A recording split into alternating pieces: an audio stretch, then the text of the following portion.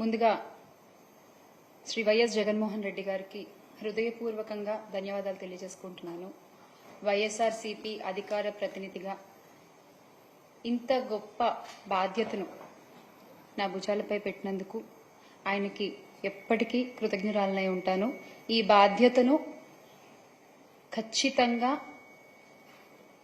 ఆయన గర్వించగలిగినట్లుగా నిర్వర్తిస్తాను అని మనస్ఫూర్తిగా మీడియా మిత్రులందరికీ, చూసే ప్రజలకి కూడా తెలియజేసుకుంటున్నాను.